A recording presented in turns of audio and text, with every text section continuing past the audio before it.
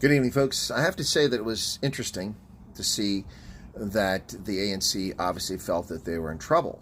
What do I mean by that? Well, you see, every time the ANC is in electoral trouble or there's a scandal of some sort that's drawing attention, like the Pala scandal or something like that, they pull out the same old card: gender-based violence. Now, make no mistake, folks, this is a serious issue, one that I've paid a lot of attention to over the years, and I've been an advocate trying to stop this sort of thing all over Africa and throughout my life. But the ANC doesn't take this seriously. After decades of ignoring this problem, suddenly it's a national priority because they hosted the G20 conference. Really? So I saw a News24 article talking about this earlier, talking about how it's a national priority. And of course, the article goes into all the reasons that aren't responsible for gender-based violence in South Africa and for femicide.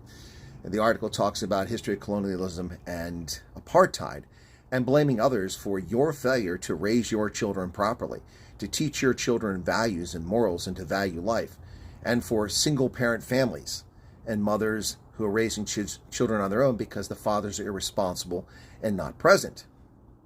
This is not colonialism. This is not apartheid. And after 3 decades, if you can't learn how to raise your children properly, to teach them to value human life and dignity and treat women with respect, well, then that's your problem and your moral failing. And that is a legal failing of the government of South Africa. They don't punish transgressors. They don't punish the people. I know of a case right now where the person is convicted of molesting his daughters and he has access to these children. How is that even possible?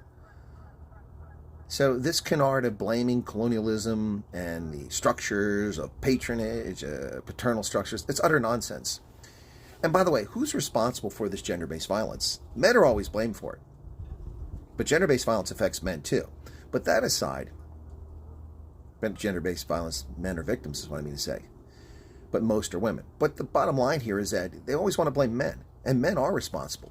But who raises those men? Are they raised by wolves? Are they raised by, the trees and the mountains? No, they're raised by mothers. And in many cases, only by mothers. So we're all responsible for this scourge of society, mistreating, ill-treating women. I wonder how many hateful comments I get on this video. I'm sure there'll be plenty, because the black supremacists and the white leftist lunatic liberals with their pink and blue hair who don't know right from wrong will complain about this and blame apartheid and blame colonialism. You can blame whatever you want, but if you don't raise your kids to respect women, that's on you. Don't blame someone else, Jan van Riebeck or Verwoerd or someone like that. You're the one that didn't raise your children. You're the one responsible for this mess. Start taking responsibility for your actions and your lack of action. It's on you to clean up gender-based violence. You don't need the government to do it. People need to do it. Do it now.